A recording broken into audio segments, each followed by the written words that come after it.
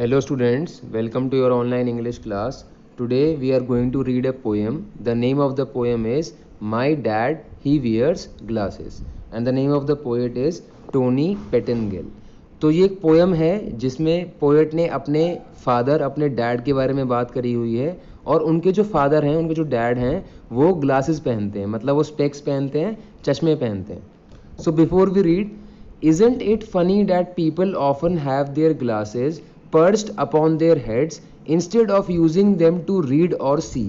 आपने भी कभी कभी देखा होगा कि कोई कोई टीचर होता है या आपके घर में आपके ताऊजी हो सकते हैं, वो अखबार पढ़ते रहते हैं तो चश्मे आंखों पर पहने रहते हैं, पर जैसे ही उनका काम हो जाता है वो चश्मों को ऊपर रख लेके अपने सर पे लगा देते हैं. जैसे आप फोटो में देख पा रहे हो ना, यहाँ पे अंकल ने, इसके पोएट के फादर ने चश्मे अपने ऊपर रखे हुए हैं, सर पे ऐसे अटका रखे हैं.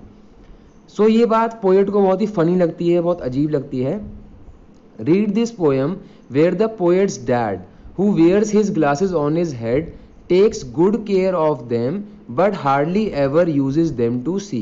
तो वो अपने पापा के बारे में पोएट ये कह रहा है कि वो चश्मे हमेशा सर पर लगा के रखते हैं लेकिन उनको यूज़ बहुत ही कम करते हैं, और ये बात पोएट को बहुत ही फनी लगती है, बहुत ही अजीब लगती है. So let's start reading.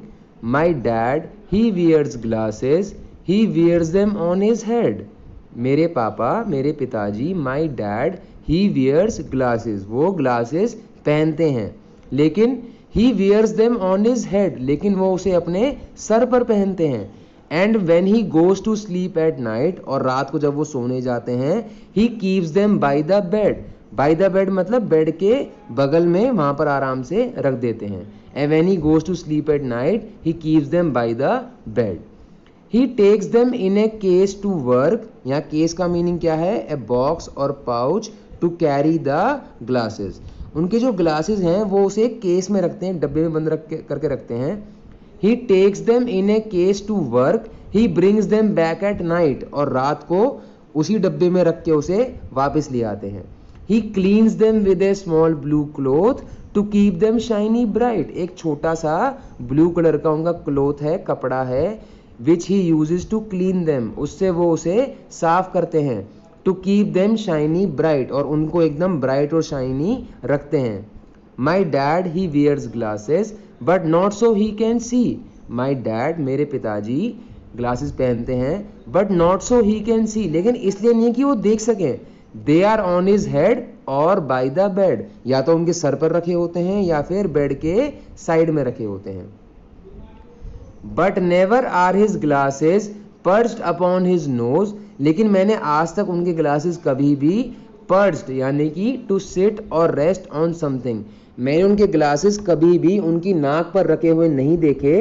It could be that his glasses, ऐसा हो सकता है कि उनके glasses have no glass in them, I suppose, हो सकता है कि उनके ग्लासेस में कोई ग्लास ही नहीं है, कोई शीशा ही नहीं है उनके ग्लास में, इसलिए वो कभी सर पर रखते हैं, बेड पर रखते हैं, पर आंख पर कभी नहीं पहनते.